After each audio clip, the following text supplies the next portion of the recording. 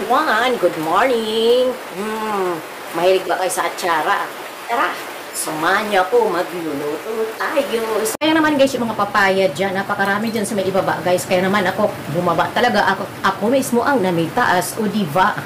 At ayun, sigurado naman ako guys na mahilig din kayong kumain ng atsara. So pampalasa talaga yan guys. Kumbaga, part na yan ang ating tradisyon yung paggawa ng atsara or pagkain ng atsara, mga frenny, o diba? Kaya naman, so, naghiwa na ako nito guys. Gusto ko cubes siya guys. And then, nag-i-invento ko ng konti. Sasamahan ko siya ng cucumber. Charot, ang arte, cucumber. O diba? So, ayun mga frenny, samahan nyo ako. At, umpisahan na natin guys. Siyempre naman, nakachop na lahat yan. Uy, chop daw.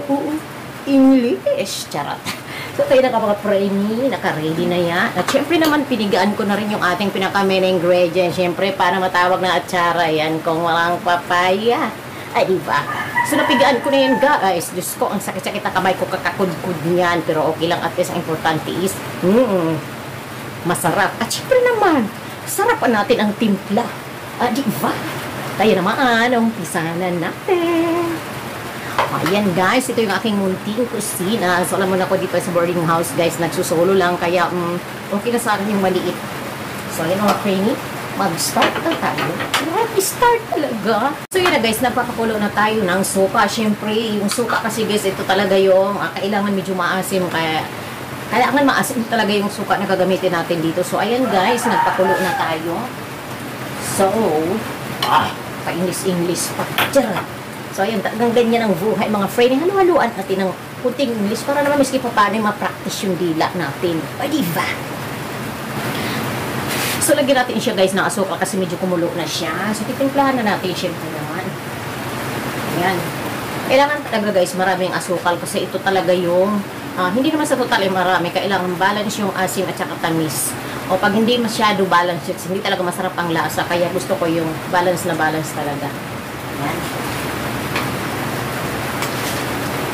Lagyan natin yan. Okay.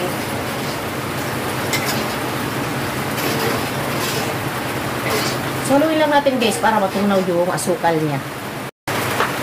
So yun nga guys, dahil kumulo na, syempre ilagay muna natin yung ating pampabango. Yan, dahil kumulo na mga frenny, silagay na ito isa-isa. Hindi mabango ang ating atsara kung kakaunti ang luya. Kaya naman mga frenny na napakarami kong nilagay na luya. Para naman, sa amoy pa lang is alam mo ng atsara. O diba? Kaya nga guys, kumukulo na yung ating sibuyas, andin bawang, andin yung luya. So kailangan guys, pakulan natin ng konti para medyo maluto siya. O diba? Ang bango-bango mga frenny. Amoy pa lang. So yun nga guys, dahil kulo na yung ating luya, ang bango-bango mga frenny, usunod naman natin to. So ayan siya guys. So hindi ko siya masyado lulutuin, yung basta lang siya medyo lumambot lang ng konti kasi hindi talaga masarap guys pag lutong-luto yung ating mga panlahok mga frenny, diba? So ayan, very colorful. Charot. At ayan nga guys, luto na ang ating atsara. Ano pang inaantay niyo? Kain na. O diba? So partner na natin kaagad yan guys sa ating pinirito with matching kalbo. Yummy!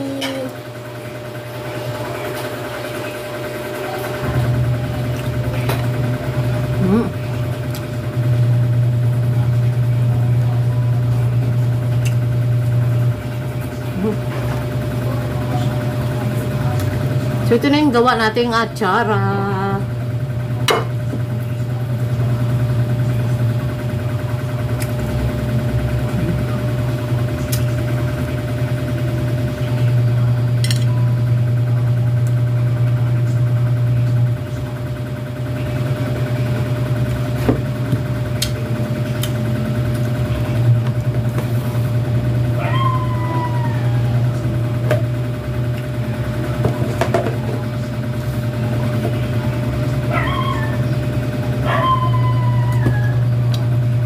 Napakabango na ng ating atsara mga frenny. Hindi ko pa nilagay ang ating papaya kasi medyo pakuluin pa natin ng konti yung kanyang carrots.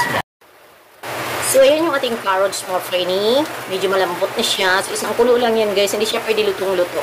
So tayo na nga guys, dahil malambot na yung ating carrots, isusunod na natin yung ating bell pepper. So, kunti lang guys. Medyo light lang siya guys.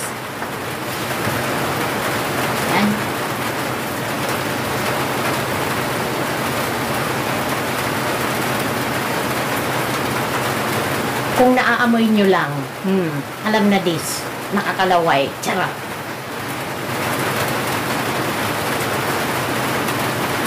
Yan.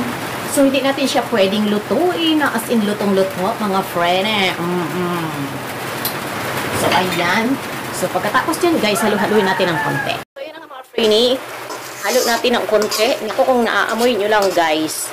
Tatakam na kayo sa amoy. O, diba kung gaano ka-colorful yan? So, palamigin lang natin ng konti siya, guys, bago natin ilagay yung ating papaya. So, ayan. Hindi siya pwedeng lutong-luto, guys, kasi hindi siya magiging crunchy pag lutong-luto siya. So, ayan. Ating pipino, guys, is para siya magiging pickled. So, ayan, diba, guys? Napakasarap nito, napakalutong.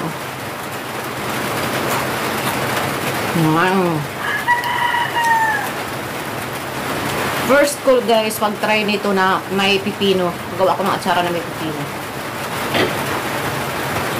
So, pwede na natin ihalo. So, ayan. Napigaan ko na yan, guys. So, pwede na natin siyang ihalo. Siyempre, hindi magiging atsara yan kung walang papaya. So, ayan siya, guys.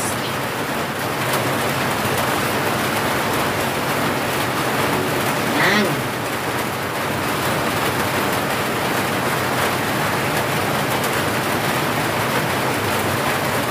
So, ihalo natin siya. Diba?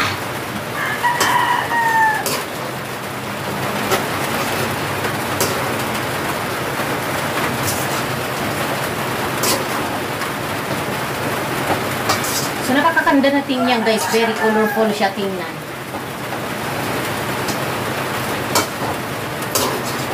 So, halo-haluin lang natin. So, ayan na siya, guys. Very colorful. So, halo-haluin natin ng konti para ma-observe niya yung panlasa dyan. Mga pampalasa natin, guys. O, diba? Sinadya ko talaga yan, guys, na cube yung ano niya. Kasi para maganda tingnan. Maiba naman. Kasi diba yung iba is puro pahaba. So, tayo naman, guys, is cube. Yan.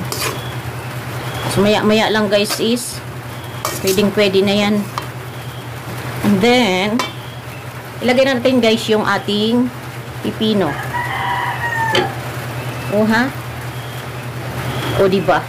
Pampadagdag ng kulay ang ating pipino, mga Franny. So, magiging pickled ang dating niya, guys. O, diba? Ako lang nakagawa niyan, mga Franny. Atsara with pipino. O, pack. O, ano ba sa tingin niyo? Looks yummy na yan, guys. O, diba? Kulay pa lang. Kaakit-akit na.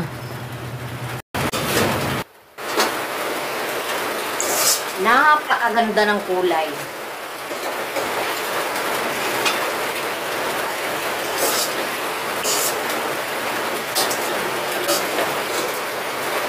O, diba, ihalo lang natin para miski pa paano is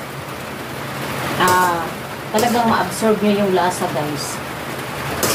Sarap na ng ating papaya, guys. Oh, yummy. So yummy. Ayan na siya, guys. Ayan. I love the colors, mga Franny. So, ayan. Luto na. Pwede may lang ng kunti, guys. Pwede na natin yan isalin sa ating lagayan talaga. O, diba? Pack.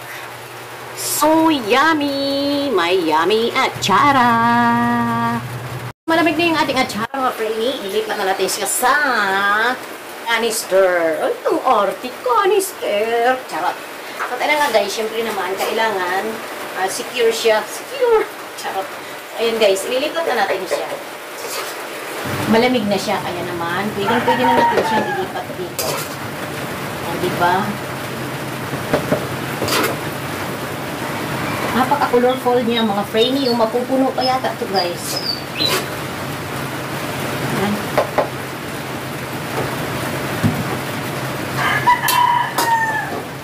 Napakarami pala, guys. Oh. Tatlong papaya lang to, guys. Yung sa baba. Ayan, oh. Dami. Puno na. Ayan siya, guys.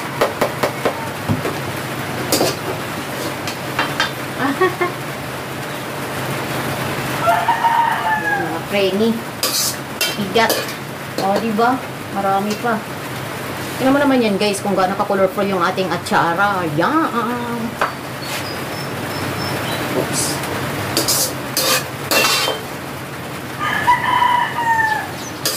Diba? Ayo guys, kung gusto niyo, gumawa din kayo guys. Maganda yung kahit hindi mo masyado alam. Putak lang sa YouTube kung hindi mo alam. Ganyan ako guys pag hindi ko alam lutuin. Sinesearch ko lang siya sa YouTube. Kaya napakalaking bagay yung social media ngayon mga friend. O diba? Apo siya guys. Oh. Tairin natin kasi sayang. O diba? Pinoboy style. Kinoboy style. Eh.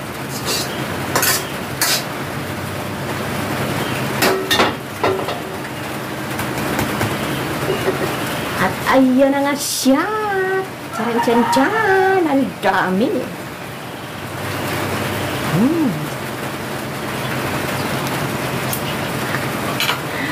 Marami yan guys. Oh. O diba? Tak.